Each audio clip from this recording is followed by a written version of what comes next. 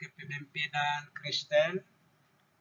Minggu ini kita memasuki minggu kuliah yang kelima dan keenam, itu temanya masih sama.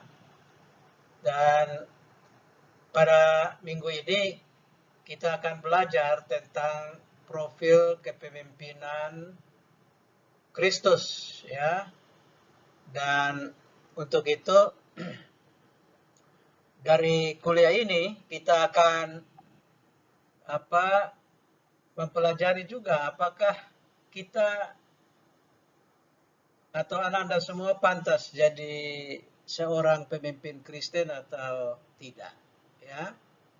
Dan untuk itu kita akan mulai dengan kuliah kita hari ini. Pertama, bahwa seorang pemimpin Kristen itu memang harus mau tidak mau mengacu kepada profil kepemimpinan dari Tuhan Yesus sendiri. Ya. Dan menurut Alkitab, profil kepemimpinan Yesus nampak dalam sosok Yesus sebagai gembala, ya, yang melayani. Dan gembala yang melayani ini dicirikan sebagai kepemimpinan gembala, ya. Jadi dalam Yohanes 10 ayat 14, ya, itu dikatakan, Yesus sendiri mengatakan, "Akulah gembala yang baik dan aku mengenal domba-dombaku dan domba-dombaku mengenal aku." Ya. Jadi seorang gembala yang baik dikenal oleh domba-dombanya, dan dia juga mengenal dombanya dengan baik satu demi satu, ya. Nah, ciri-ciri gembala yang baik itu nampak bahwa Yesus adalah gembala sejati. Jadi Yesus menampilkan diri sebagai gembala sejati yang dimana lawan dari gembala yang palsu, lawan dari gembala yang mempunyai motivasi diri yang keliru dan tersembunyi. Jadi motivasi yang keliru, misalnya dia hanya mengambil keuntungan, memperalat, ya, memanipulasi, menipu, dan sebagainya. Selain motivasi yang keliru, juga ada motivasi tersembunyi atau agenda-agenda tersembunyi lainnya. Nah, yang kedua, ciri-ciri gembala yang baik itu memiliki karakter gembala sejati, yaitu menjaga dan melindungi. Ya, gembala sejati itu menjaga dan melindungi. Di mana yang ketiga, tujuannya memberi hidup yang berkelimpahan bagi domba-dombanya. Ya. Yang penuh kasih, memberi rasa nyaman. Yang penuh kasih dan tidak pernah menelantarkan domba-dombanya. Ya. Jadi dia siap mengambil risiko, mengorbankan dirinya, meluangkan waktunya untuk domba-dombanya. Bahkan dikala mereka mengalami susah, mengalami kemalangan, dia datang dan menghibur, bahkan merawat luka-luka yang diderita oleh domba-dombanya itu. Jadi ini ciri-ciri gembala yang baik, dan para pendeta umumnya, para pemimpin Kristen sebetulnya terpanggil untuk memiliki ciri-ciri ini, ya. Ciri-ciri ini harus dimiliki. Nah, Alkitab sendiri memberikan banyak gambaran tentang gembala yang baik. Itu tergambar baik dalam Perjanjian Lama maupun juga dalam Perjanjian Baru, ya. Jadi dalam Old and New Testament itu banyak gambaran, banyak kesaksian tentang gembala yang baik. Nah, kita lebih khusus misalnya melihat dalam perjanjian lama. Dalam perjanjian lama istilah gembala diterjemahkan dari bahasa Ibrani kuno, ra'ah. Ya. Ra'ah artinya memberi makan. Jadi sifatnya gembala itu dalam arti kata ra'ah memberi makan. Sehingga gembala dikenal sebagai orang yang memberi makan dan dapat ditujukan kepada individu yang membantu atau memelihara orang lain, di mana seseorang memperlihatkan kepedulian yang penuh kasih sayang. Ya. Jadi sebagai seorang yang piara ayam, ya, dia piara ayam seperti dia memperlakukan anak ayam itu, dia berlaku sebagai induk, ya, yang kasih makan, kasih air untuk diminum, ya, merawat dari mungkin serangan kucing atau tikus dan lain sebagainya. Nah, jadi dia punya waktu, dia punya kepedulian. Jadi dia bukan hanya memakan daging ayam saja, tapi dia peduli, begitu. Nah, dalam perjanjian baru begitu juga kita lihat misalnya dalam Petrus, ya, 1 Petrus 5 ayat 1 sampai 8 yang menekankan tentang tugas seorang gembala jemaat yang memelihara dan mengawasi.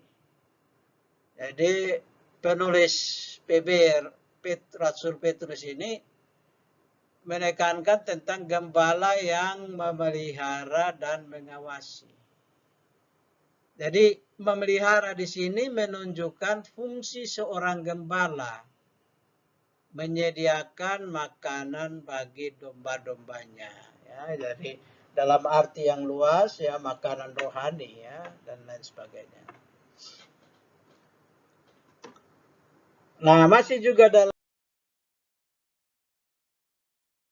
perjanjian baru itu digambarkan di situ bahwa tugas dan tanggung jawab gembala jemaat itu adalah memimpin kawanan domba ke padang rumput di mana mereka diberi makan secara rohani, melindungi dari bahaya, ya, memerintah atas mereka yang dipercayakan Tuhan. Jadi domba-domba ini dalam PB itu adalah titipan dari Tuhan yang dipercayakan kepada para gembala. Menjadi teladan dalam mengikuti profil kegembalaan Yesus. Memberi waktu kepada anggota atau jemaatnya untuk mempersatukan firman dengan lebih penuh ke dalam kehidupan mereka masing-masing. Mengupayakan pelayanan pendamaian. Ya, jadi mendamaikan pihak-pihak yang berseteru agar supaya mereka kembali, ya, hidup damai. Atau pergi keluar mencari mereka yang hilang dan tersesat. Melakukan penyembuhan dan penguatan. Jadi pelayanan pastoral ini dijalankan.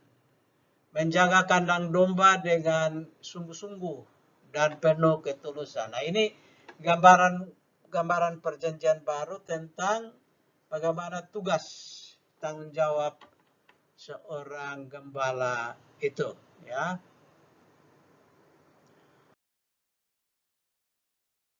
Juga kita dalami lagi lebih dalam bagaimana teks-teks PL dan PB ini bicara tentang fungsi kepemimpinan kegembalaan itu, ya. Misalnya kita dalami dari teks Mazmur 23. Ini teks yang paling terkenal, bahkan sudah ada lagunya juga ya. Jadi lebih jauh dalam Mazmur 23. Di sini kita belajar bukan hanya tentang sifat Allah, melainkan juga tentang kepemimpinannya. Jadi ini bagaimana kepemimpinan Allah ini nampak dari Mazmur 23. Jadi baik PB maupun PL maupun PB ini menggunakan istilah gembala untuk menggambarkan kepemimpinan. Jadi kata itu mengkomunikasikan kasih, pemeliharaan, penjagaan rohani yang diberikan seorang pemimpin ilahi. Jadi itu melibatkan misalnya gada, ya, perbaikan, maupun tongkat pengarahan. Jadi gada di sini kan ini sebetulnya pukulan bagi yang mungkin berbuat keliru, salah, atau tongkat untuk mengarahkan. Nah ini kita lihat dari Mazmur 23. Lebih jauh juga Mazmur 23 ini menggambarkan seorang gembala yang melaksanakan fungsi, ya, di mana sang gembala memiliki sifat, sikap, dan tindakan-tindakan. Satu, memenuhi kebutuhan, memimpin dengan penuh keyakinan, menuntun dan memberikan pengarahan, memberi makan dan mengurapi, mengasihi tanpa syarat, memberikan kelegaan, memperbarui dan memperbaiki, melindungi dari bahaya, mengoreksi dan menghibur, memberikan naungan permanen. Jadi di sini ini bagaimana seorang gembala itu memenuhi kebutuhan dari domba-domba yang dipimpinnya. Jadi seorang pendeta ketika memainkan peranan sebagai gembala, dia melihat apa yang dibutuhkan oleh umatnya, jemaatnya, untuk pengembangan rohani, untuk pengembangan ekonomi kreatif, dan berbagai-bagai hal lain yang memancarkan dilaksanakannya panca pelayanan, ya. Panca pelayanan Gemit itu ada kan 5, ya. Kesaksian, ya, marturia, persekutuan, koinonia, ya, itu. Lalu pelayanan kasih, ya, diakonia, lalu oikonomia, ya, dan juga ibadah liturgia. Nah ini bagaimana semua kebutuhan itu bisa dipenuhi oleh seorang gembala. Nah berikut lagi kita lihat misalnya dari teks Yeskiel 34, ya, Yeskiel 34. Juga di sini kita dapat belajar dari Nabi Yeskiel, di mana mereka yang ditugaskan untuk memimpin Israel, bangsa Yehuda, itu harus menggembalakan umatnya dan bertanggung jawab kepada umat Allah. Jadi para gembala itu punya tanggung jawab yang kembali dia pertanggungjawabkan kepada Tuhan Allah sendiri menurut Yeskiel 34. Jadi para pendeta bertanggung jawab kepada Tuhan Allah. Memang ada yang mengawasi, mungkin klasis, mungkin sinode, atau siapa saja, tapi terutama kita punya tanggung jawab kepada Tuhan yang memberi mandat untuk menjalankan tugas kegembalaan itu, ya. Nah, kita lihat lagi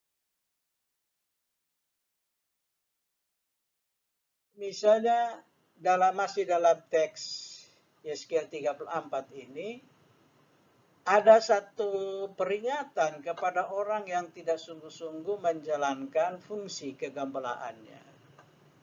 Jadi celakalah gembala yang memberi makan dirinya sendiri. Nabi Yeskiel bilang, ya, pasal 34 ayat 1 sampai 3. Celakalah yang egois, gembala yang egois. Di mana satu, mereka mengambil bagi diri sendiri sumber-sumber yang terbaik. 2. Mengambil bulu wol yang melindungi si domba dan mereka menggunakannya untuk melindungi dirinya sendiri. 3. Mengambil nyawa domba-dombanya. Menelantarkan kawanan dombanya. Ketika domba-dombanya sakit, mereka tidak obati. Ketika lukanya ada, tidak dibalut. Yang tersesat tidak dicari untuk dibawa pulang. Yang hilang juga dibiarkan saja. Dan bahkan Yeskiel bilang, mereka menginjak-injak domba-domba itu dengan kekejaman dan kekerasan. Nah, kalau itu terjadi, maka Allah akan menjadi lawan mereka. Ya, dan mereka akan menerima konsekuensinya. Fungsi-fungsi mereka sebagai gembala akan dicabut oleh Tuhan Allah sendiri dan mengalihkan kepada orang lain atau Tuhan Allah sendiri yang menggembalakan umatnya secara langsung. Nah, jadi kalau kita lihat dari teks Yeskiel 34 ini, akibat pengabaian para gembala itu, maka domba-domba berserak dan mati terbunuh. Berserak bukan hanya menandakan bahwa domba-domba itu berkelana, tetapi juga menandakan bahwa domba-domba itu berlari ke berbagai arah. Lari karena ketakutan, lari karena keputusasaan, karena tidak ada kepemimpinan dan pemeliharaan seperti yang digambarkan tadi di Mazmur 23 itu. Jadi mereka ditelantarkan tanpa perlindungan, bahaya mengancam bukan hanya bahaya kelaparan, tapi juga bahaya mati terbunuh. Ya, diterkam binatang buas, serigala, harimau, dan lain sebagainya. Nah, juga dari Yeskiel 34 ini, menurut Nabi Yeskiel, Tuhan Allah membuat satu deklarasi yang penuh kuasa bahwa kawanan domba itu adalah milik Tuhan sendiri. Jadi pasal 34 ayat 10b. Allah digambarkan sebagai gembala umatnya yang selalu akan melindungi mereka, memberi mereka makan, dan menyelamatkan mereka dari bahaya. Ya, ayat 12b sampai 15. Jadi pesan utama Yeskiel di sini adalah bahwa Allah adalah gembala umatnya. Sekalipun gembala manusiawi gagal, Allah lah gembala terakhir bagi umatnya. Jadi ini yang patut ya dicamkan ya baik-baik. Jadi ketika kita dipercayakan untuk menjadi gembala, jangan pikir bahwa kita satu-satunya. Ya. Tuhan mempercayakan kepada kita, tapi Tuhan juga bisa mengambil kembali kepercayaan itu.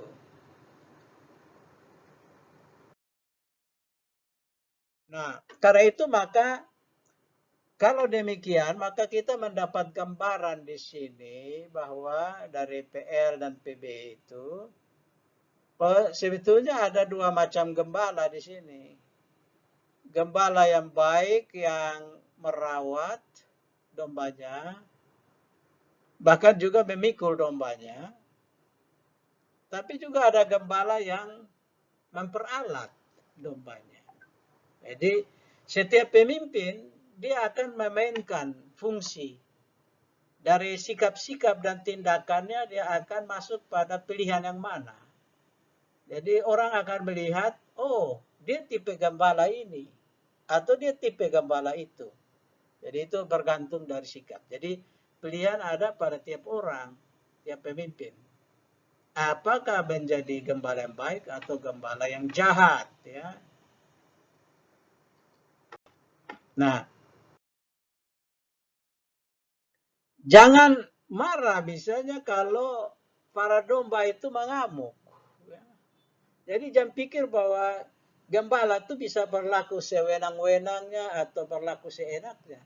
Jadi domba-domba kelihatan mereka penurut ya karena budaya dan lain sebagainya mereka penurut. Tapi mereka juga bisa berontak. Ini kalau lihat di ini foto ini itu domba-domba mengamuk tanduk dengan gembala jatuh terkapar di jalan raya tuh. Itu dipuntung kata ada lari lain, dia sendiri ada terkapar di jalan raya. Untung tidak ada kendaraan. Kalau ada mungkin dia sudah gilas lagi. Jadi ini domba-domba marah dan mengamuk ya dan menanduk sang gembala sehingga jatuh terkapar.